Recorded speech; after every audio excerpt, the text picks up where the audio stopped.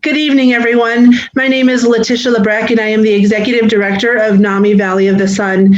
This is an exciting and very important evening for all of us at NAMI Valley of the Sun. We are very proud to bring you tonight's programming. And just a little bit of a background, NAMI is a local affiliate of the National Organization for National Alliance on Mental Illness, and we're a nonprofit organization that provides educational classes, advocacy, outreach, and community education for individuals and family members who are living with a mental health condition. And here at NAMI Valley of the Sun, we do so many things that I'm proud of, and some areas we are yet to grow in. And this is one of the areas that we wanted to make our mission for 2021, which is to increase the communication and education with the African community, African American community, and how the gap in services for mental health is often apparent. And so we had a volunteer approach us about our national program. But unfortunately, that program is going through a revamping process right at the time that we wanted to bridge this, which is good. They want to modernize the program. But our volunteers were ready to go now. And so they seized this opportunity to come together as a force and bring you this programming and talk about some of the issues that they see that they're facing, that others are facing in the African community, African American community, and how, as an agency, we can partner with them to provide better services. So that is what's happening today. It's called Intro to Hope, Healing, Opportunity, Peace, Empowerment. And the intro piece for me, that means that this is just one step, our first real step at making this woven within the fabric of what we do at NAMI Valley of the Sun. We will be starting support groups in our peer-led and our normal kind of formatted support groups, but specifically dealing with issues within the African American community and how mental health affects them and their families. And so this is our giant leap into this subject. And please know this will not be the last piece of programming you see on this topic. Stick with us this year. I think we're going to bring you some very exciting programming and some things that you've not had an opportunity to see before. So with that, I would like to introduce our moderator for the evening, Mr. Sheldon Parker. Sheldon is a board member with us at NAMI Valley of the Sun and brings with him tons of talent on this topic. Yes, thumbs up to Sheldon. Thank you. And he will take it from here and then introduce our panelists. So thank you, and all of you, welcome. Thank you for that great introduction, Leticia. So once again, my name is Sheldon Parker. Good evening, mental health advocates. Welcome to NAMI Valley of the Sun's panel discussion regarding African Americans and mental health.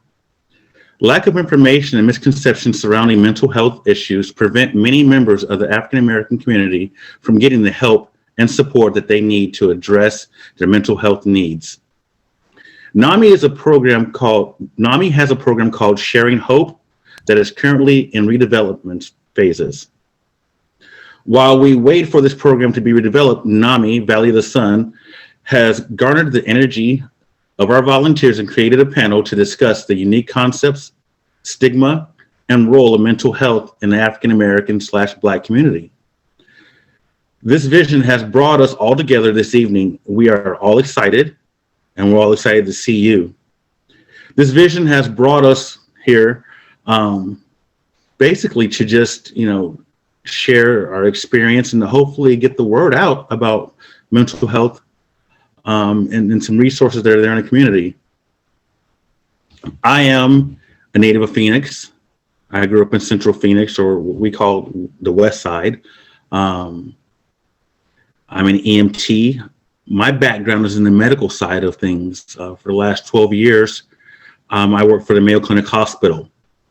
I was a foster parent. I'm now an adoptive parent, and 2 of my children receive services. And so that's the great thing about being on this side of it, of mental health, is getting a better understanding. I'm also the adult member liaison in the OIFA office at United Healthcare. Leading in NAMI Valley of the Sun, I want to introduce our speakers tonight. Okay, we have 4 speakers. Jessica is an IT professional based in Central Phoenix.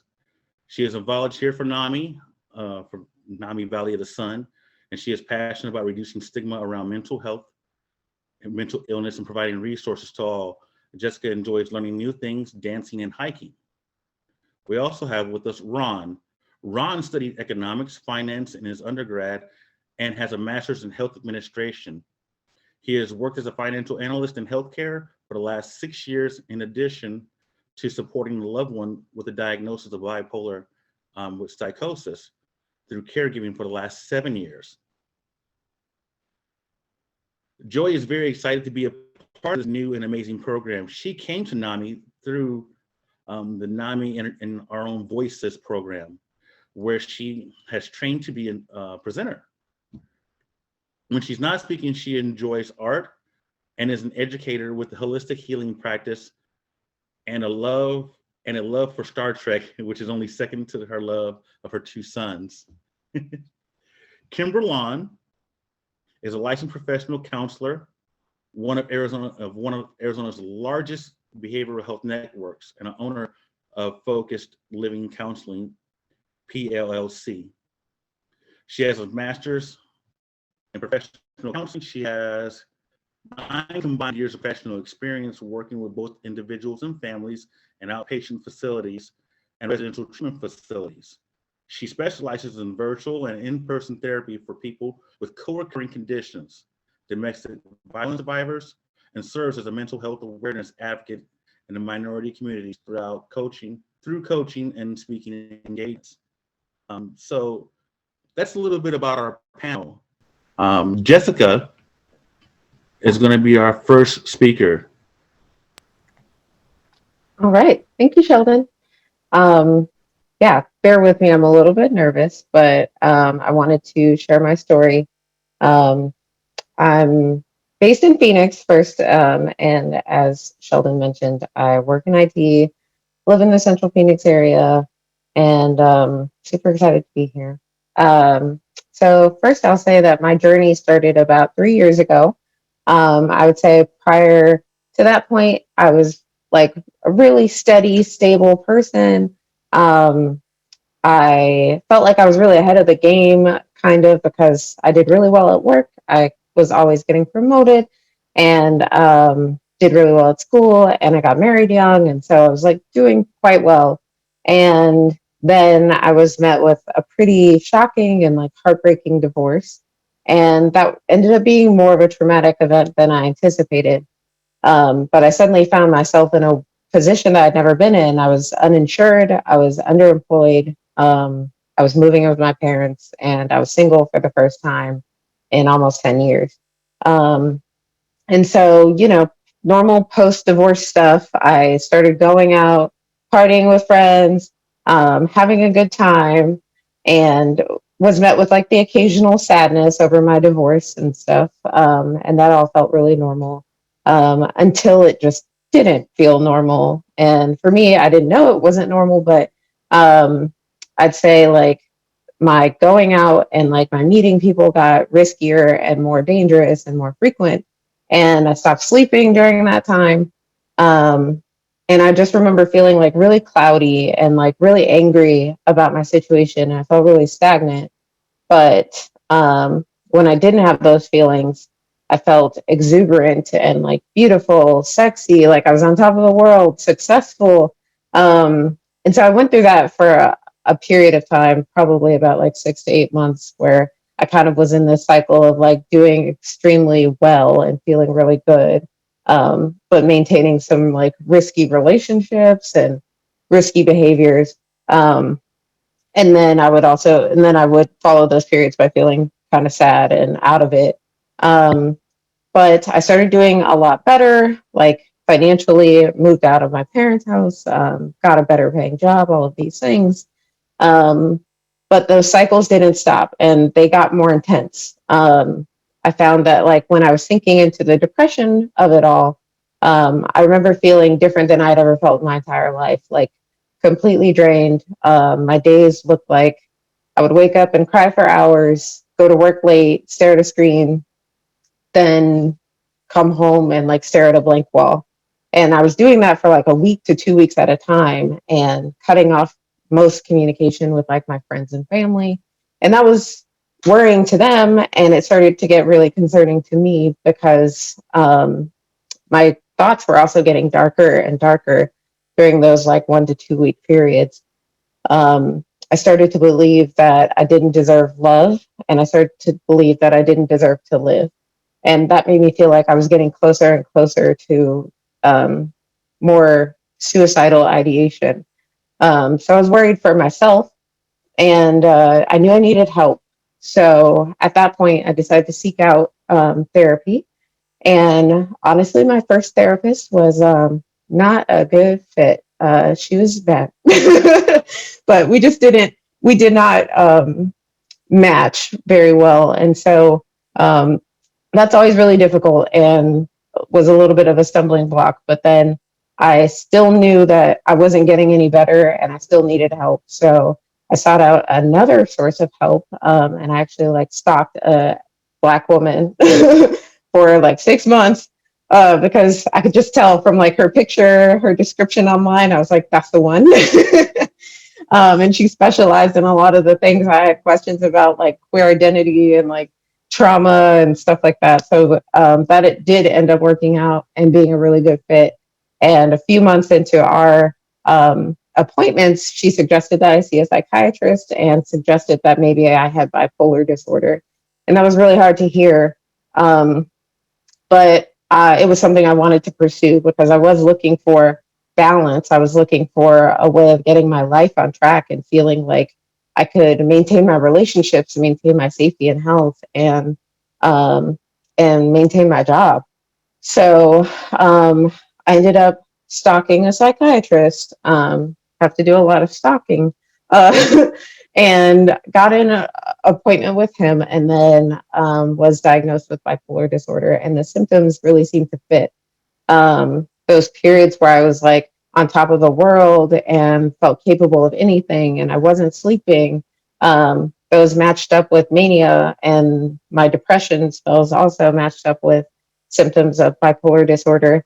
And even down to like the age that I was diagnosed is the age that is pretty common for women to be diagnosed with bipolar disorder. So initially, I felt really sad actually about it because I was concerned about losing the mania and like losing myself to the medication or potentially being washed out by it. And I wasn't sure what was my personality versus what made the mania made me do. And but then I also felt really relieved because I spent so much time trying to analyze my emotions and figure out when the next episode was. And I thought maybe with the medication, I wouldn't have to worry so much about the next episode and maybe there wouldn't be one. So after deciding to go with that treatment plan, I needed a lot of support. So I talked to my friends and family about it, and some reactions were better than others. Some people like really questioned my readiness to take medication and like suggested, like, why are you so ready to be on something? And like doctors are always trying to get you hooked on something. And sometimes I was met with just complete avoidance of the issue. Like people didn't want to talk about it or ignored it. And then I had friends and family members who were really supportive and really proud of me for taking control of my wellness. And I'll never forget that my best friend bought me a book, and it makes me emotional every time. But she bought me a book about bipolar disorder and living with it. And it just told me that she wanted me to be well. So I've always been very grateful for that. Sorry. So after that point, after being diagnosed and deciding to continue with a treatment plan and therapy, I finished a group therapy program called Dialectical Behavior Therapy. And that helped me to like analyze and slow down and take account of my emotions, my surroundings, and move forward to make better decisions. I started maintaining better habits such as sleeping, eating well, exercising regularly.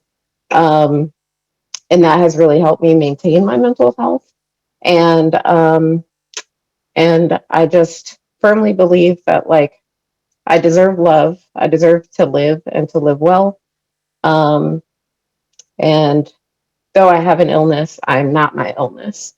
Um, and that's pretty much what's brought me to this point and brought me to being an advocate and a volunteer for NAMI, because I believe that mental health and mental illness is a lot more subtle than we believe. Like, it doesn't always look the way that we think it looks in movie shows or TV shows. Um, and I hope that people will learn to be more observant of themselves, compassionate to themselves, compassionate to others.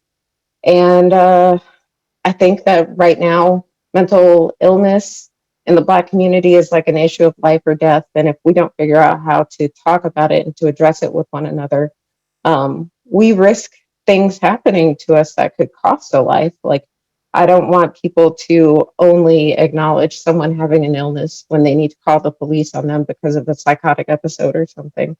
If we could prevent that, we might save someone. So that's what brings me here. I feel really privileged to have found resources that worked for me, and I want to make sure that other people can do that too. So that's my story.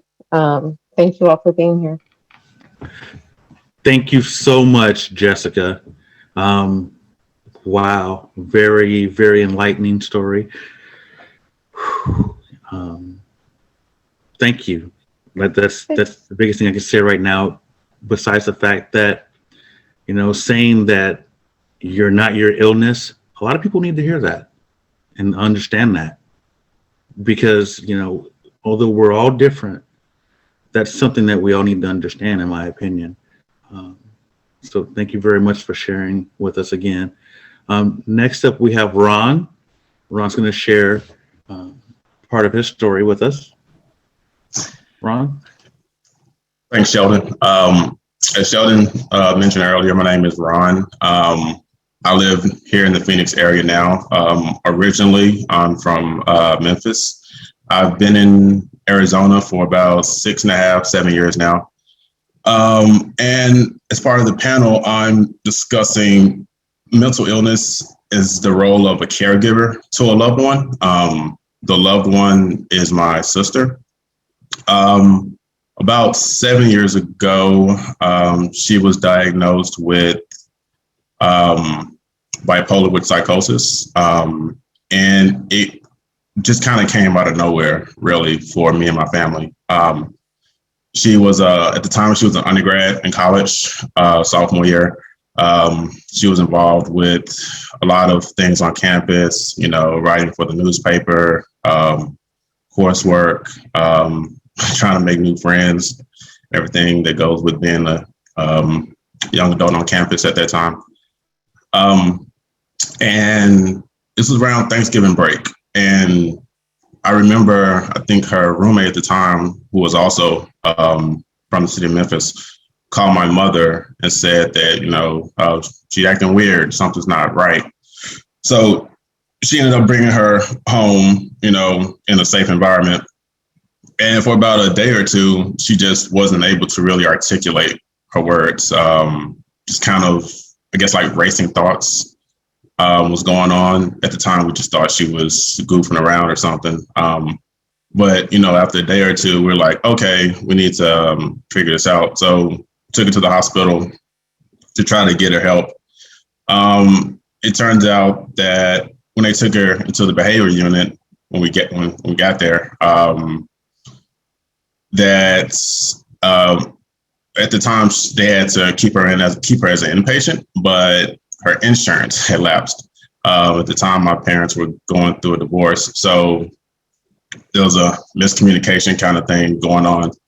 So she was, and at the time, as far as state law, city law, being an adult, technically, even if you're over the age of 18, you have to go to the city healthcare facility. And that really wasn't the best place for her. While she was in there, she didn't really get the right medication and the right care that she needed to get. And I would say at this point, kind of in that journey, we're in crisis mode, trying to figure out where to go, who to call for help, how to get her better, where should she go, kind of thing. So we're calling people, and honestly, just kind of by a little networking, I guess you could say. My mom ended up getting a medical power of attorney to get her out of the city healthcare facility and get her into an actual behavioral health clinic, and see her, and so she can see a psychologist. But between the time for getting out of the city facility and into a behavioral health clinic as an inpatient, we had to wait for her insurance to kick in. So between that time frame, we're keeping her at home, and the medications, and by this time her symptoms had greatly exacerbated. She was really in kind of full-blown mania mode. She was restless, high energy, insomnia, staying up 22 hours, just kind of walking around the house. Me and my parents were taking shifts, watching her, and all this. So, and I would just say, I could tell you how I felt and how we felt, just in a mode of helpless. And you're seeing your loved one go through an episode like this, somebody you've seen for 20 years, their personality, their nuances, what makes them laugh, their tendencies, their quirks, and just kind of all of that is not there anymore. It's almost just like a different person in a sense. But we got through that period, and we were able to get her into a behavioral health hospital. And it took, I would say, about 2 or 3 months for them to get her the right medication, the right balance of medications. And she was able to, go from inpatient therapy to outpatient therapy to eventually, be out in society and, out functioning. And our family, ourselves, we went through, family therapy with her. There were just kind of a lot of things in our family that you can say contributed to it. Just not things being spoken, Black people, we don't really talk about our feelings a lot, we don't talk about things that much. But, getting things out there and talking about it, I would say it helped a bit. It helped. And from that standpoint, we were, and she has had, I would say, she has had one relapse that happened last year while I was still living out here. And she was just, I guess one of those things to where, as a caregiver, to a loved one, especially being a big brother, you want her just like, hey, taking medication, it would seem like a simple thing, but you're not the one with the mental illness, and medications have different effects on different people. So she had a relapse, not as significant as her first one, but at the same time, it was she wasn't really in a position to function by herself. So, I kind of flew home for a little bit to, make her environment a little bit more comfortable, and just kind of going through that experience kind of really made me,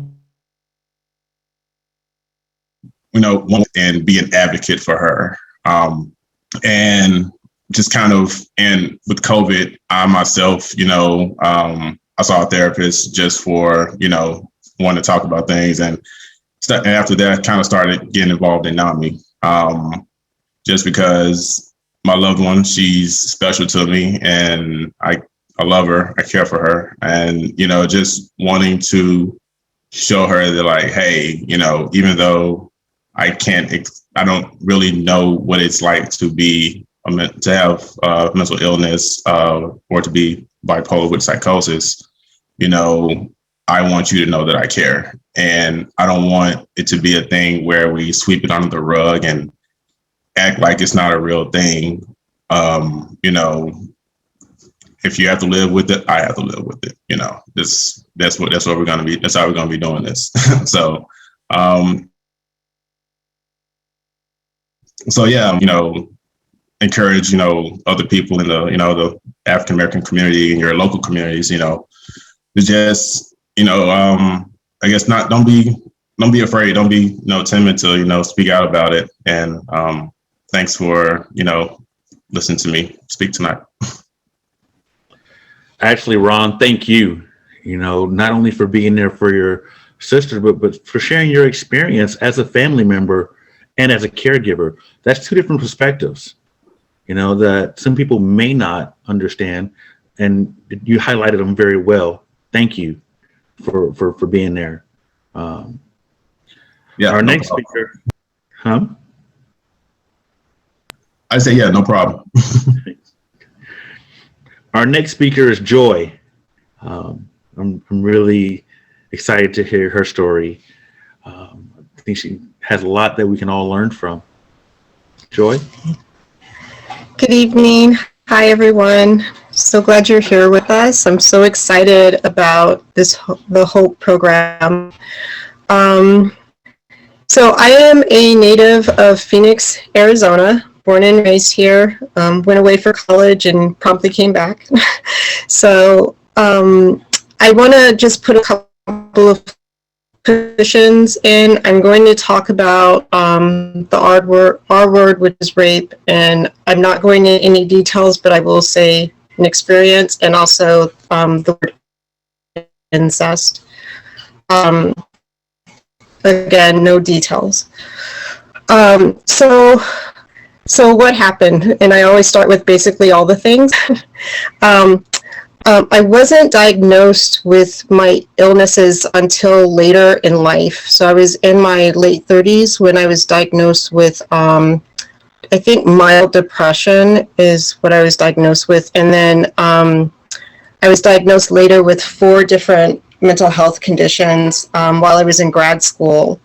I had one when I was a teenager and applying for colleges. I won a national scholarship to a conservatory in New York City, AMDA, and I went there by myself, and unfortunately I was sexually assaulted, and it was by a particular human, and I was kind of a shell of a person after that, because I had a lot of trauma in my home growing up, to where I was adopted. And even though I think I had worked through it, I still had connection with birth family. And it was, I thought that, you know, going to New York would change all that, and I would start a whole new path. And it kind of, things fell apart, but I didn't understand they were falling apart. I was an 18-year-old kid.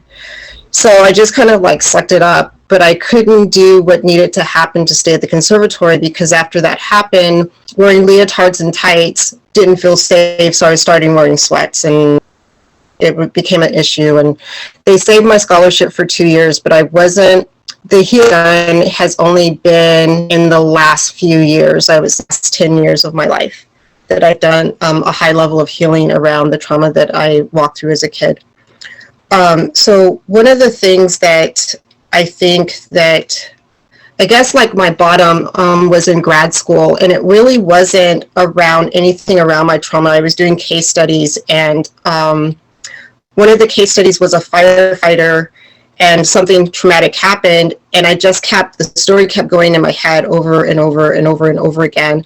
And I realized something was wrong, so I called a friend, and she picked me up. I went to UPC, which is the Urgent Psychiatric Center here in Phoenix, and I ended up being diagnosed with 4 different SMIs, which is a serious mental illness. I have bipolar 1, I have PTSD, I have general anxiety disorder, and then I also have obsessive compulsive disorder.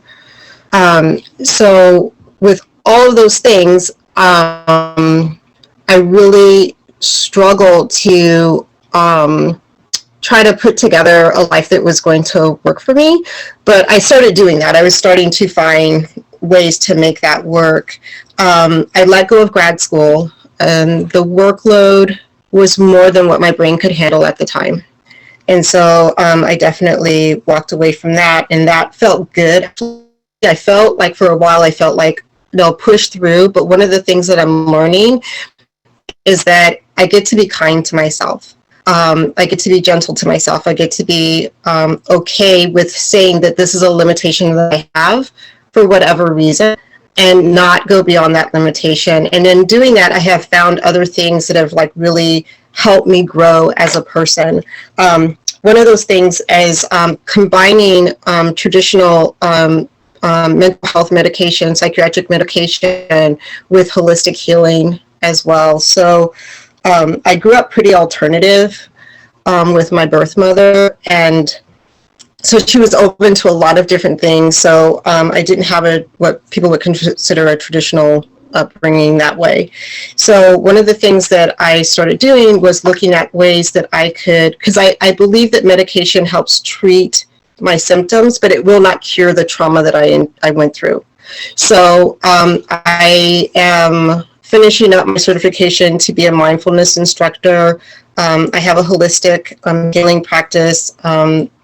Yoga has been like the most healing thing that I've really done, and a lot of breath work. And so I combine those things with my life now, and it seems to be working right now. And so I'm in a pretty happy place with life. I have a solid group of friends that really support who I am as a person. And so, yeah, so I have all of those wonderful things happening in life, and that's very exciting. I came to NAMI because I really wanted to share a story of hope, that people who have walked through tremendous things, we whoever we are, we get to have a life that works for us. And I feel like NAMI really kind of speaks to what life can look like when it is working, and how you get support when it is not working. I know what you need. So I'm grateful to be part of this program. Let's see. I don't know what else to say about it. I'm really happy at where I'm at right now in my life, and I'm very grateful. So I will end on that. Thank you so much. Thank you, Joy. Your story is very compelling because it shows that, there is another side of it. Like yourself, I am a native, but very happy to see that you gotten the services and help that you need. And thank you for coming back to give back. And that's exactly what you're doing by sharing your story, is showing others that, there's hope through healing, and there's more to come. So thank you. Our next speaker, her name is Kimberland Barnes. I'm not going to give anything away. That's all I'm going to leave for the introduction, because this one's going to get to you. All right. Thanks, Sheldon. Hello again, everyone. My name is Kimberland Barnes. I'm a licensed professional counselor, again, at one of the largest integrated clinics in the Phoenix metro area. And I'm also the owner of a Focused Living Counseling. So I joined NAMI as a volunteer to assist with launching the Sharing Hope program in the Phoenix metro area. And I just wanted to take a few moments after this amazing speakers and their stories to share information on African Americans and mental health. And I wanted to elaborate on the barriers of care that African Americans encounter, and the importance of addressing stigmas, and what we can do as a community to help bridge the gap between African Americans and mental health. I wanted to start out with just a few statistics from the American Psychological Association website.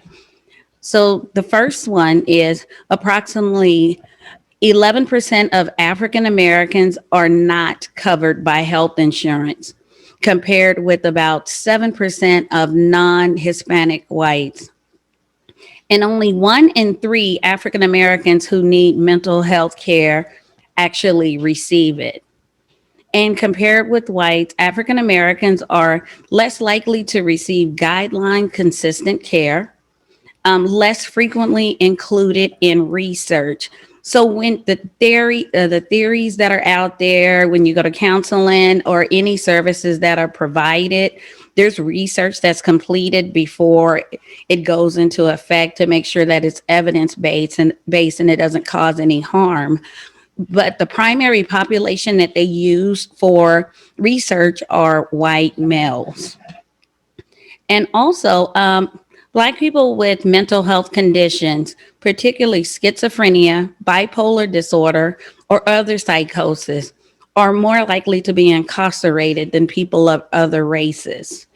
So we mentioned before, and we've heard about barriers to care, and I just want to briefly cover some of the barriers of care. So these barriers include stigma associated with mental illness.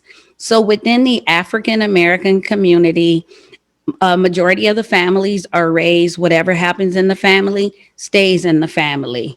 If Aunt so and so, Uncle so and so, may have had a nervous breakdown or come apart, however we refer to it, we will come together collectively and just take care of that person. And if that means just coming around, making sure they stay okay, we're going to do what we need to.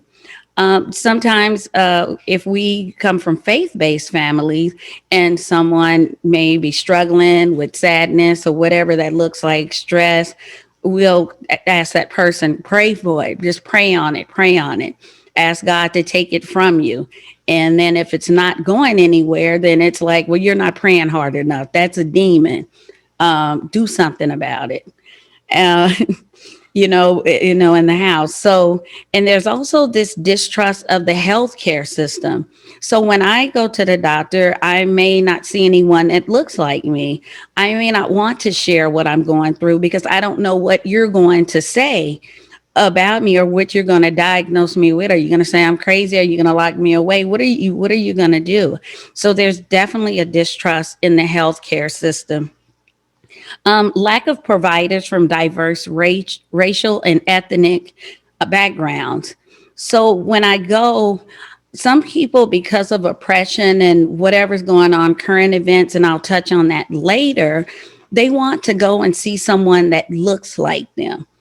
I feel more comfortable. I'm not saying that anyone else, is less than, but I want to feel comfortable because I'm trusting you with my story, with my struggles, what I'm going through. And I may be able to identify only with someone that looks like me.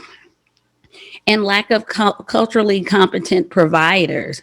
So our stories may look a little different. I mean, I'm glad that there's trainings out there and that there's settings like this as well. But if I come to you and you had a white picket fence life, you may not understand that I didn't have a fence at all, and you may not be able to identify with my struggles. So cultural competency is important. And Jessica mentioned in her story earlier, the lack of insurance or underinsurance. Some of us don't even have insurance that we can even afford to get the services that are out there. And we don't know wherever to go and the copays and everything else. And so another barrier that we are pretty much familiar about is the historical barriers that we faced as African Americans, slavery, oppression, and let's fast forward to current day. I mean, even racism that we faced, and I could go on, but let's just go to 2020 alone. So we had this big global thing come in, this COVID-19 that took everybody by storm. Then we had politics, but we also had the racial tensions as well. And with all of this stuff happening, I mean, the rates of African American that skyrocketed. And I want to just throw in, I'm not discounting that other races did not go through that. I'm just speaking solely for African Americans for, where we're at in this presentation. But anxiety went up, depression went through the roof, probably stress, other types of mental illnesses, but also PTSD. I mean, everybody saw what happened to George Floyd. And I believe even though that wasn't us, we all suffered some type of trauma, even witnessing that. You know, Breonna Taylor, of course, I could go on and on. But a combination of the historical, the current racism, our everyday lives, what we're dealing with. Some of us even face like microaggressions on the job. You know, when we go to the store, I pass by someone, you know, they may clutch their purse. I mean, we laugh about it, but it is a microaggression. We're just faced with all of that. So all of these are barriers that we face and we encounter on an everyday basis. And so what I like about NAMI, and I was glad that I volunteered with NAMI and met amazing people. The staff, they're amazing as well and super supportive. And I pull this information from their website because I think it's important. We know the problems. We talk about the problems. Let's start talking about solutions. What can we do? And so we can start the conversation about mental health like we're doing this evening. Start the conversations wherever you go. There's people, you know, non-Blacks want to know, how can I help? Start the conversations, get educated, attend meetings like these, find out what you can do, and then go educate your counterparts, educate work, your jobs, school. There's different places that we can educate everyone else collectively. And African Americans, start the conversations in your home. If someone is looking sad or going through, or I know like Ron was sharing, you know, pacing the floor, let's talk about that. Let's see if someone needs that extra added care. Not that as a family, not that we can't love on anyone, but we may have to bring in a higher level of care to meet the needs. Medication may be necessary. Showing compassion. If you see someone struggling, don't tell them, you know, get over it, you know, coming alongside, showing them that love, that it's okay not to be okay. And don't be judgmental. Language matters. The other night I was talking to my daughter and she said, I'm changing my whole vocabulary because we're quick to say, oh my God, that's crazy. Get out of here. You're being crazy. Or this weather's bipolar. So if someone's actually struggling with those mental illnesses, they may not want to come forward and say everything, especially in the African American community. And then start advocating. There's a way to go out and spread the word. Whatever we need to do, we need to close this gap between African Americans and mental health. You know, what can you do? You can go to your job, talk about getting some cultural competency training on your job. Go to the Capitol, go into the churches and tell people they may need more. I mean, that it's okay to have Jesus and a therapist. You know, go wherever you can go. I mean, make this thing contagious. The more we talk about it, the more we normalize it. And at this point, then we can come together and start to close that gap. And the last thing, embrace your voice, especially in the African American community.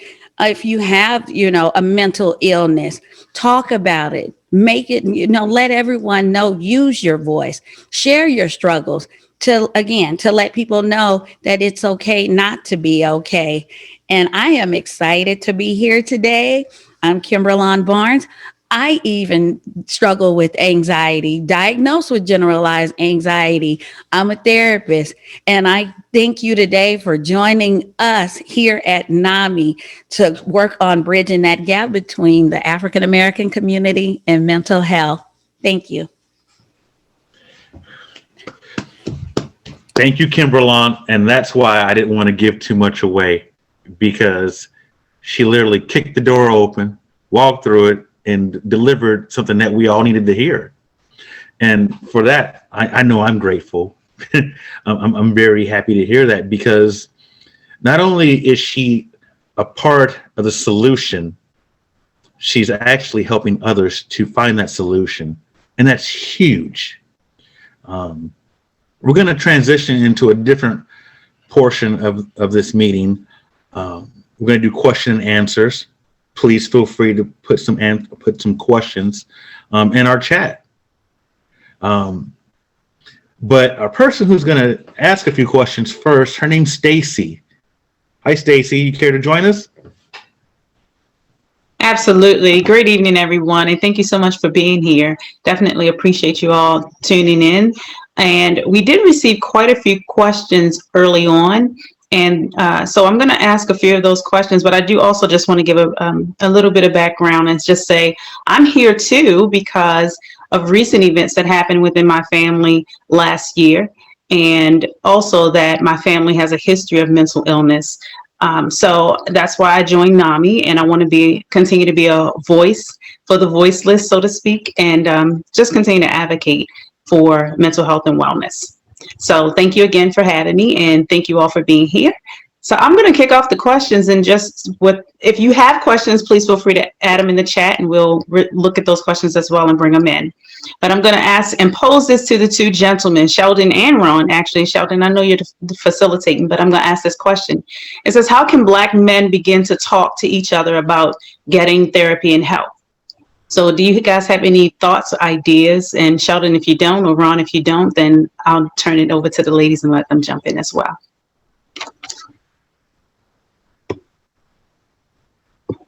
Okay, I'll go ahead and jump in.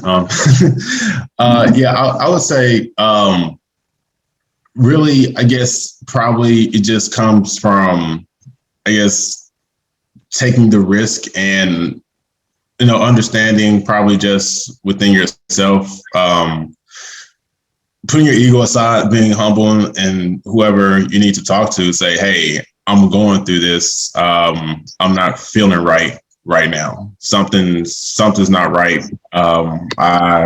If it's anxiety, if it's depression, if it's having certain thoughts about certain things, finding someone that you trust, whether it's where you get your hair cut every Saturday or every other Saturday, whether it's a fraternity brother, whether it's a preacher, a pastor, or a best friend, just kind of, having the strength and the inside strength to reach out for help. I would say that's just finding someone that you feel won't be judgmental to, and I would say just probably as a whole, changing the whole concept and stigma around mental illness, not seeing it as a weakness. I would say more recently, even in sports, the NFL and NBA, you've had a lot of kind of current players come out and do PSAs on it. I think that's helping, but still definitely a lot more work to be done. Awesome. Thank you. That's a question for me that I pondered for a while. I say that because I would talk about my mental health and I didn't even realize I was doing so until it was pointed out to me. I've been in recovery for 20 plus years. When I got sober, my friends were still out partying. And, sure, that was part of the age bracket, and that's great. But for me, I had to stop because I understood that what I was doing was just a symptom of something bigger. And that's what scared me, was the fact that there was something bigger that I didn't understand about myself, because it's me. I know myself. So I thought. And I started talking to family and friends, and I remember getting the conversation handed back to me as this, oh, you'll be okay. Are you sure? Type deal. And it didn't sit right with me. So I talked to a friend. And luckily for me, that friend had a better understanding that it was okay to not be okay, as Kimberlin stated. That's why I love when she used that, because I can so identify with that.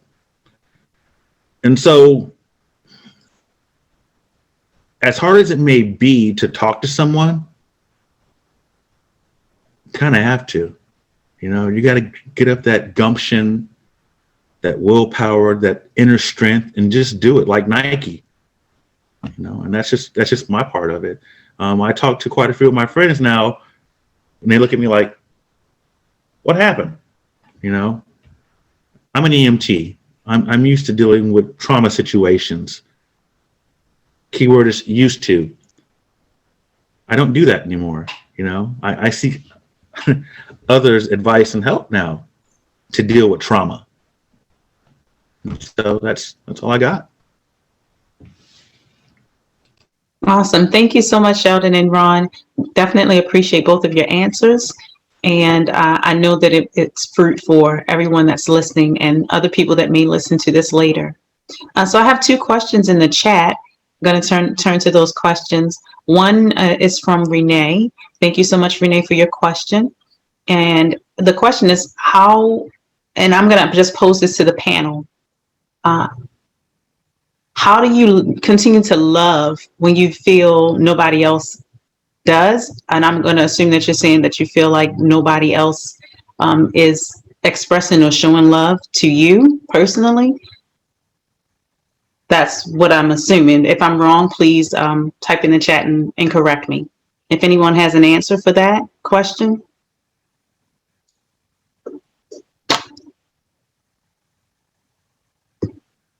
Joy, do you have an answer? I see you raised your hand. I don't know if I have an answer, but I have a response. So okay. I would say, and thank you, Renee, for being brave to ask a amazing question. One of the things and I will just say that one of the things that I had to make a decision that I was going to seek authentic happiness. And I had to make a decision to do that. Because the reality is no one can love me as great as I can love myself.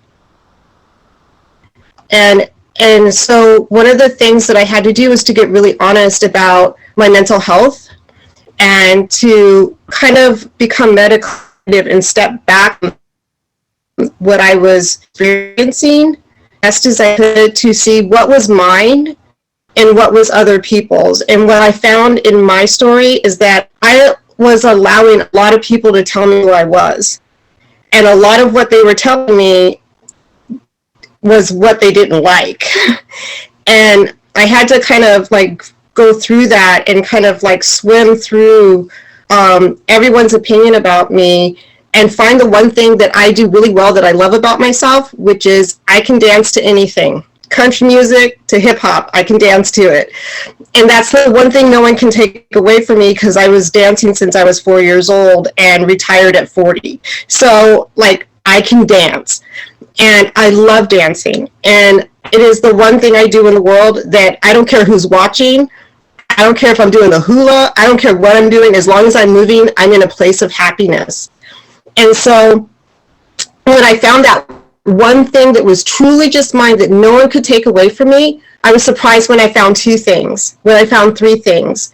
I am like the weirdest person you'll ever meet. I'm a 54-year-old goth woman. I'm called Grandma Goth. And I love myself because of that, because those things make me truly happy. And it doesn't have to look like anyone else's does. And I hope, Renee, that you hear that you get to define your own happiness. So that's what I'll say. Thank you. That is awesome. Thank you so much, Joy, for sharing your thoughts and your heart. And I too, much like you, love to dance. It is my thing that I do, regardless of whether people are watching or not. So I agree with you. Thank you for answering. Anyone else have something that you want to say? I know Marcus just placed in the chat. He said, love starts with self is how I'm going to reframe it. But love starts with yourself. And then much like Joy said, just being able to just tap into the things that are you and not the voices that are everybody else outside of you. I'm going to ask the next question. Question comes from Forrest Melton. Thank you so much for your question. It says, what do you all suggest as next steps or first steps for people who may not have a diagnosable mental health condition but want to improve their mental health? What would you recommend? pose it to the panel.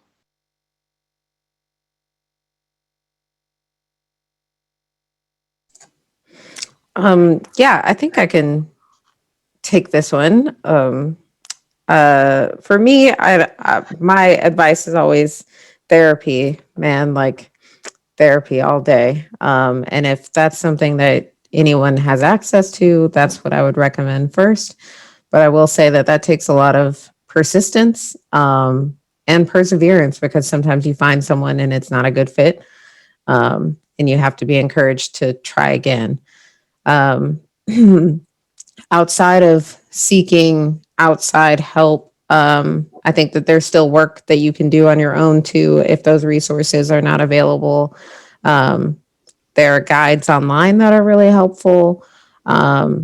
There are support groups such as NAMI support groups that you can join. There's a peer-to-peer group that happens every week, where you can kind of connect with some people who might be going through something similar, have anxiety, or, feel really sad or just overwhelmed by current events. It's a great place to connect with people.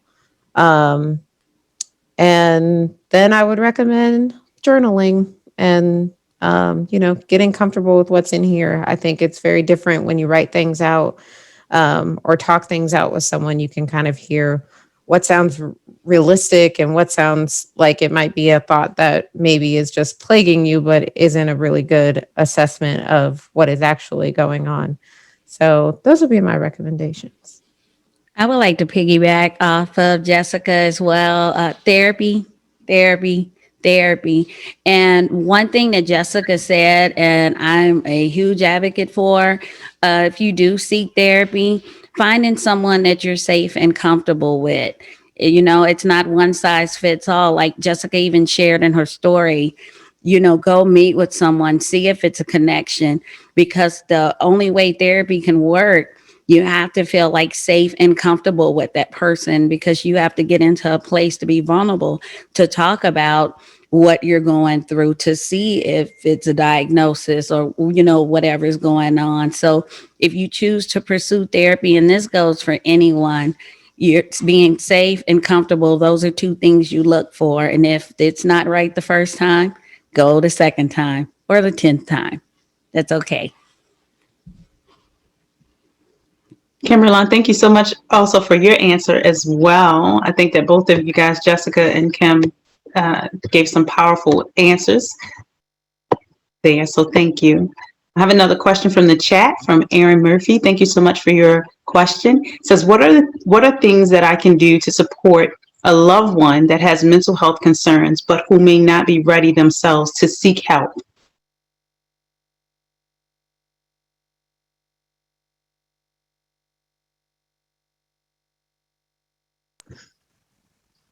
Posing it to the panel. Okay. I'll respond. I would say probably if they're not ready to receive help, I'll probably, try to find some, maybe workaround, maybe trying to slide it in. If it's a loved one, say, for example, I would say a family member, probably say that you're going to go seek help for yourself and say, hey, you can come along if you'd like to, or I'm not sure when you say loved one, I'm not sure if you're referring to like a friend or a family member, but I've heard other people who are in their same position pose that same question, and they've kind of used that strategy to kind of get them to come along, or just, seek help from a therapist or seek help from a counselor or psychologist. And I would also say, don't give up. If one strategy doesn't work, maybe another strategy.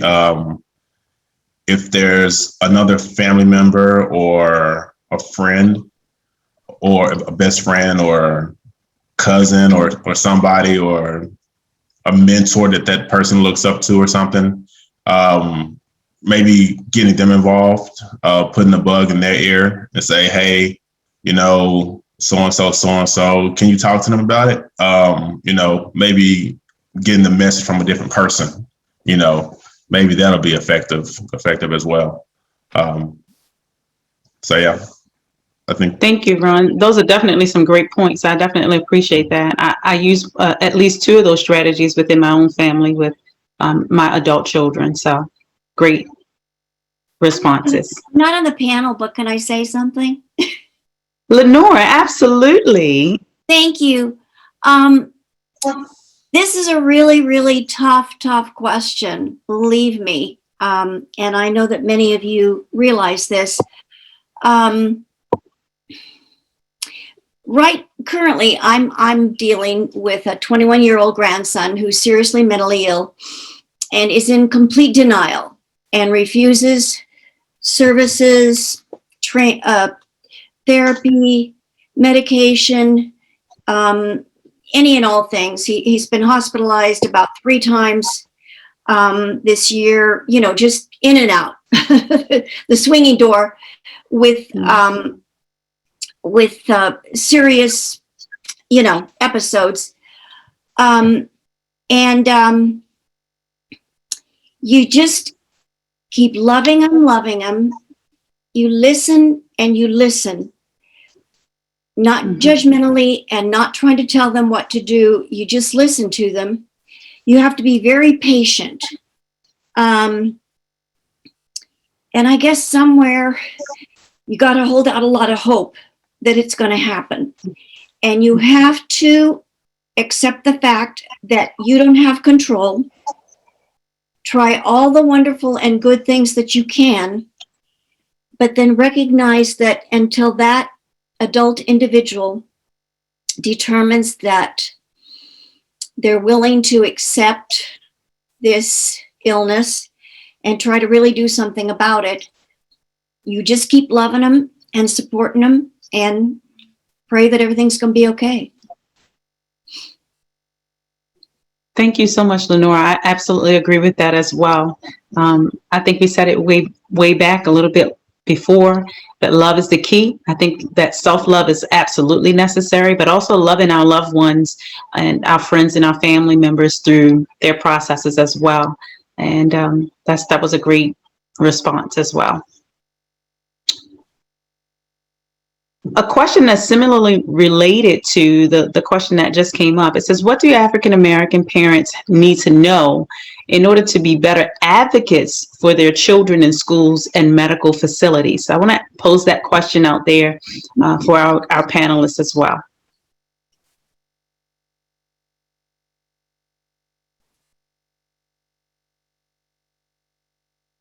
Kim, I'm going to pick on you.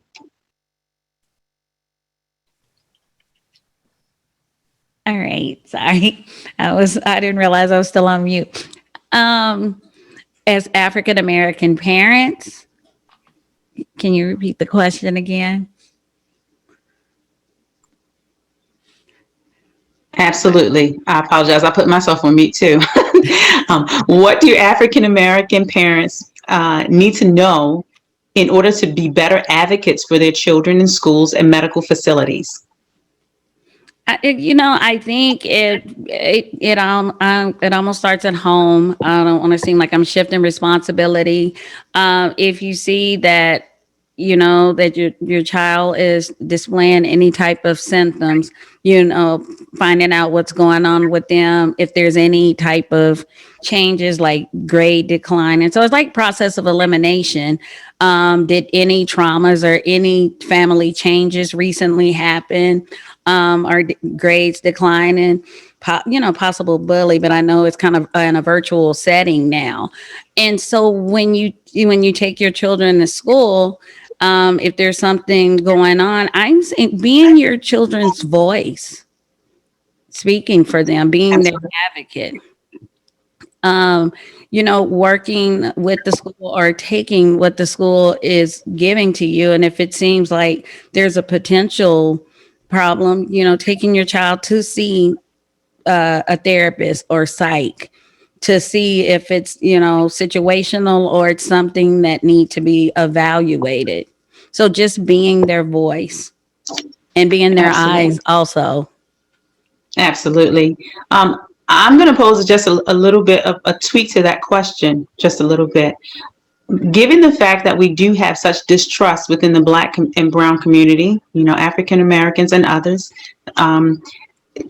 when we talk about paying attention to our children and then sharing the things that we see at home with others, like teachers or counselors within the schools, what do we do in order to even, I'll give an example. Let me step back for a moment.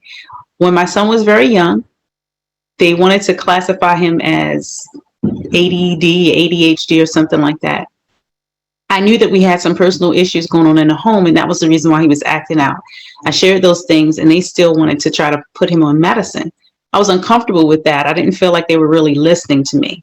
So with that, sometimes when you just now share, like, be the advocate for your child by saying the different things that are going on. What do we do when the schools are not necessarily listening to what you say? Because again, we have the cultural differences, so they automatically kind of swing into that pipe, and then when it feeds us into that prisoner pipeline kind of thing, and then we're talking history all over again. So I just wanted to bring that up as well.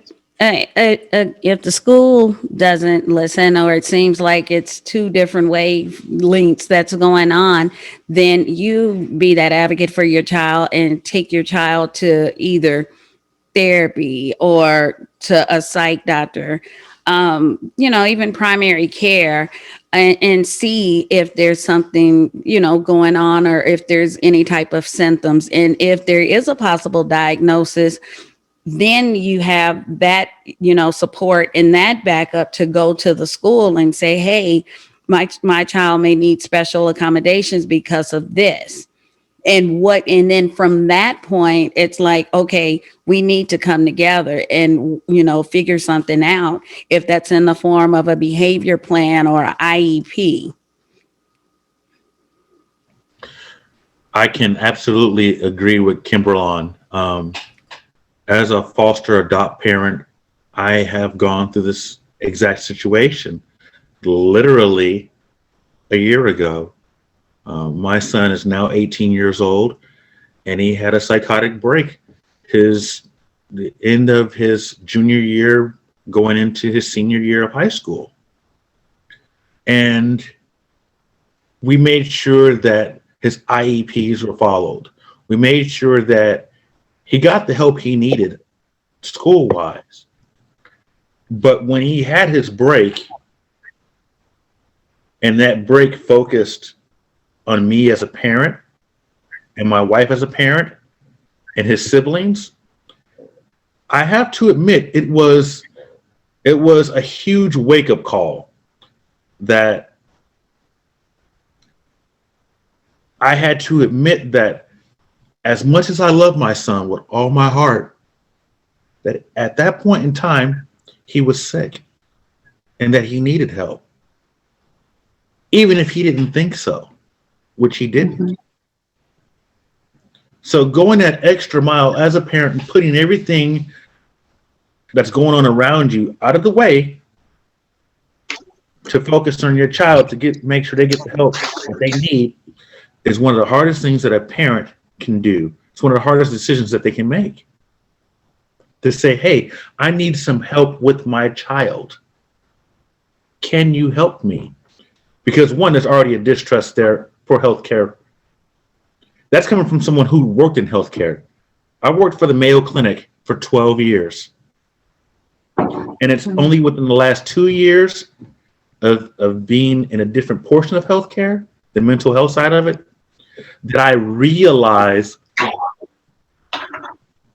a lot of the things that need to change. Mm-hmm. And the only way that they're going to change is through conversations like this that we're having. And it's awesome to be a part of it. All I can say is that as a parent, don't give up, because there will be days that you may want to. Just don't give up. That's my Indeed. And can I chime in on that also? Because I know that's a potential stigma for us as well, that if our child is displaying, these symptoms, they're going to be labeled. And they're going to be labeled and, then so we worry about that. However, I mean, I like what Jessica said. We're not defined by our diagnosis, but here's the thing with getting the diagnosis and collaborating with the schools is because your child gets that protection. So if they do display some type of behavior, it won't be they're being aggressive, belligerent, suspended when it's something that may be outside of their control. So those IEPs and behavior, whatever they have, that serves as a protection for them. And it also helps them get the accommodations they need to be successful with their educational endeavors. Thank you so much, Kim, for that question. Renee, I see that you have another question. Give me a second to dissect it in just one moment. I want to ask a question that is connected to the question that was just answered. So we have the question of taking the children, if the school systems are not able to sufficiently or adequately diagnose the children, then we're saying parents should advocate, maybe take them to a physician. So similarly, it says, how do we educate the primary physicians to recognize and diagnose at least closely or treat mental health issues with children? So I'm going to open that back up. I want to take that question. And this is an educational opportunity for all, everyone in the community. So I'm glad that you asked this question. So primary care physicians, PCPs, that we generally go to, and that's probably one of the first places that African Americans go to as opposed to going to psych, because now we're talking about mental, it's getting deep. Primary care physicians know so much how to treat the body, and they give some of the basic medications. Now, this is for mental health. I'm not talking about physical health, but so their education is probably to treat the body, the physical health symptoms. When you go see a psychiatrist, they're actually treating mental health symptoms. And so they know more about the medications to help with mental health. So they're educated so much that if you have generalized anxiety, if you have, some depression, they can give medications to help with that. But if it's something much more deeper, that's when you go to a psych for those medications.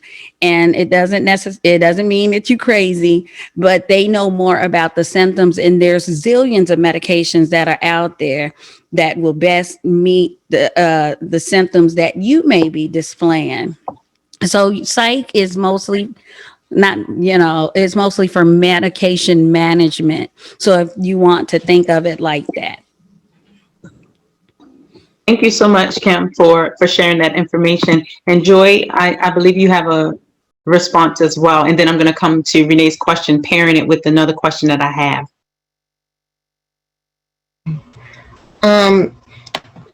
Yeah, I wanted to just quickly say, with my oldest son, I feel like sometimes you got the short end of the stick of mental health in our family system. My oldest son has schizophrenia, and it was diagnosed pretty early. He was 11 when he was diagnosed with schizophrenia. And his father and I really had to take a step back and learn to advocate in a different way. The way that we were advocating, to be honest, and it was just, I think as parents, we just wanted something to help him, but we were pretty aggressive. We weren't good patients. And so one of the things is that I had to have eyes, and I had to have people help me speak the language in order to get him into the right kind of school that we needed to get him into. Traditional school wasn't necessarily going to work for him. And also to get him medication that was appropriate for him. And so I would just say, like always be kind to yourself and learn to, if you can, like how to advocate for your child in a way that will really work for them, and have someone help advocate if it's not working. There are people that will help you advocate for your child through different school districts. So, and that might be something to look into as well. So I just wanted to add that. Awesome. Thank you so much, Joy. You're such a great resource. Everybody on the panel has shared been very insightful, and I appreciate you all. I'm going to ask this question. I'm going to mix some things together, so listen closely. Corinne, I noticed that you asked a question about distinguishing between mental health, behavioral health, and holistic health, which goes into part of what Renee's asking about, and a question that I have here. So I'm going to mix these things together. For the sake of time, I recognize that we're also coming to a close. So Renee's asking pretty much what I hear you asking, or I believe I hear you asking, is if your family, if the family in the household are experiencing many different social issues that are impacting or affecting mental health, how do you get the support and treatment for yourself and for your family, your children, experiencing homelessness, experiencing whether it's dibbling and dabbling with drug addiction or use of marijuana, I don't know, I'm just coming up with some different things, alcohol, those sorts of things, in order to cope with social things that are going on.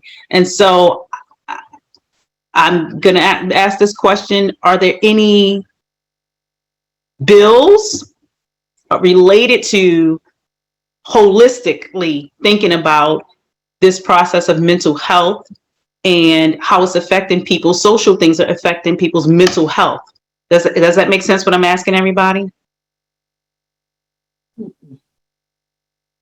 And I'm not sure that anyone has any of the panel members, so I'm going to ask Leanne and Julia too, if you know of bills or things that are out there that are helping with the social side because of the impact on the mental health. And if anybody can explain the differences between mental health, behavioral health, and holistic health. Are you asking about like bills, like political bills through Congress, or legislation? Legislation. Yes, legislation. Mm-hmm. I don't have a great answer on that. I don't know. Letitia, do you have any answers there? The one thing that I can shed light on, and I won't be able to recite the bill, but I can get information, is that a lot of our kiddos, brown and black kiddos in schools, are often getting disciplined and treated with disciplinary action as behavior issues, when really we have a mental health condition that's occurring.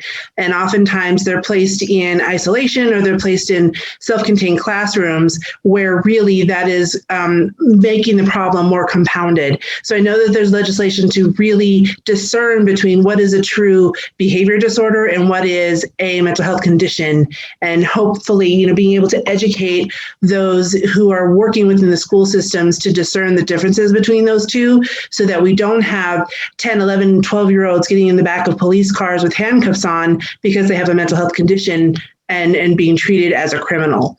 So I can add more to that officially, and we can share that with the group, and I will gather that information. Other than that, I don't have anything off the top of my head.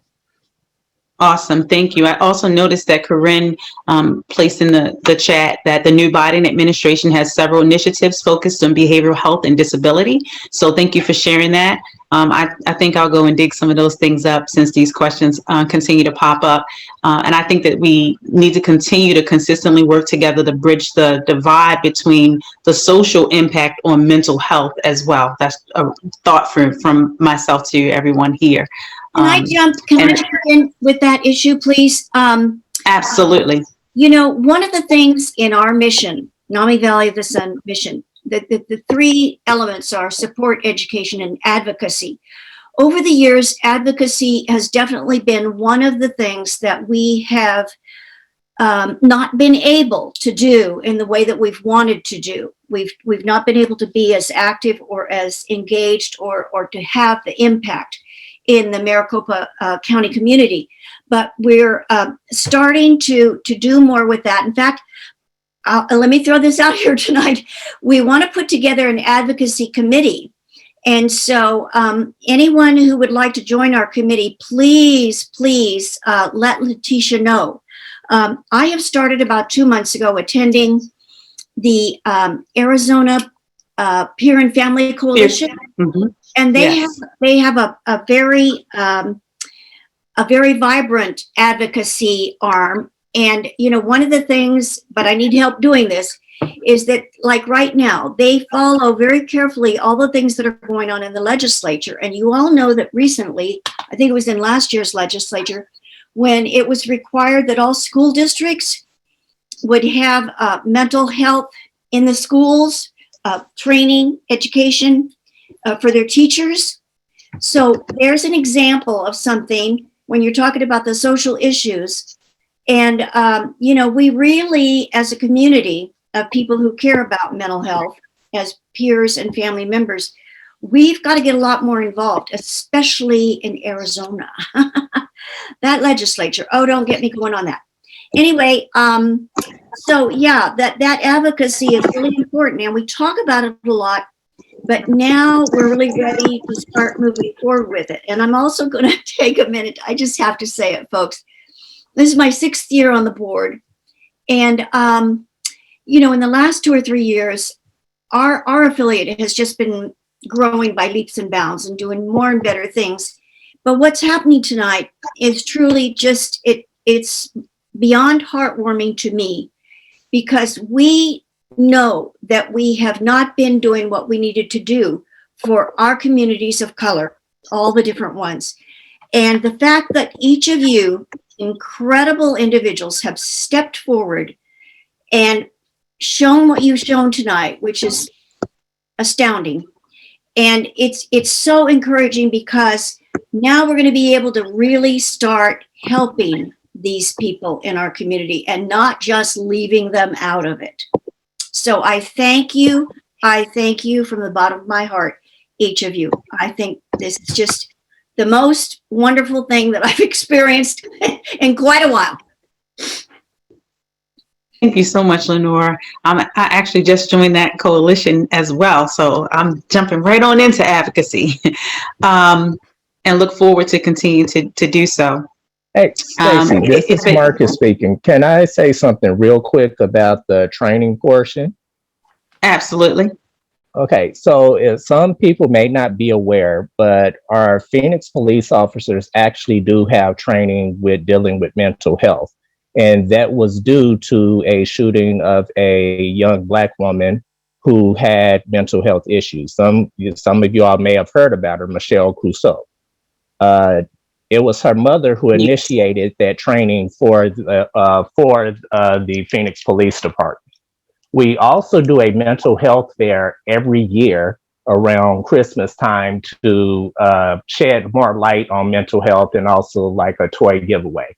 But unfortunately with COVID, we couldn't do the big show, like big thing like we normally do. But we also have been, you know, you can come out to events like that. We've done this event for probably going on 5 or 6 years. So that's something else that could help with mental health education as well, is by attending events like this that pops up once a year to get it out there. And we also have the Phoenix Police Department, Parks and Rec, who's out there. So that shows initiative and that they're taking a big and serious part in taking mental health seriously. Thank you so much, Marcus, for sharing that information with us. We definitely appreciate you doing that. And thanks for all you do. You're welcome. No problem. I'm going to ask, I see we're just up against time, but I want to make sure I get this in because Choice placed it in the chat. And the last question was, does anyone know about non-epileptic seizures associated with mental illness? So I don't know if anyone has any a response to that question. Or if we should table it and maybe send Choice some information a little later if we need to, Leanne? Yeah, absolutely. We can 100% send some information to, well, Actually, and I'll just kind of close us out for tonight and say that we absolutely have intentions to send a resource sheet out to everybody that's on the panel today, or excuse me, to everybody that's participating tonight. And then in addition, I want to just let everybody know that we are working later this spring. The goal is to have both a NAMI Connection support group that's specified for African American communities, as well as a family support group, just to focus on the unique relationships of African Americans and mental health. So those are definitely things that we can look forward to in the coming months. And if you have questions about anything that we've discussed tonight, I think the best place to start to answer those is either through a trained therapist or medical provider, or to join us at one of our support groups to get non-medical advice, and really to connect with other people who may or may not be experiencing similar things to everyone else. So having said that, I do want to thank you all for joining us tonight. I do know that Zoom is a little bit fatiguing at this point in the world, but I really, really appreciate everybody giving up part of their evening to join us, and look forward to more events such as this. If you're interested in volunteering with us and working with us and creating more programming like this, definitely feel free to respond to the emails about this program, and we'd love to have more people involved. Yes, and one quick shout out to Ms. Stacy, who it's not always easy navigating Q&A, and I think you did a phenomenal job for us this evening, Stacy. Thank you so much for doing that for us. You did a wonderful job. My honor and pleasure to serve tonight. Thank you. Thank you, everyone. Thanks.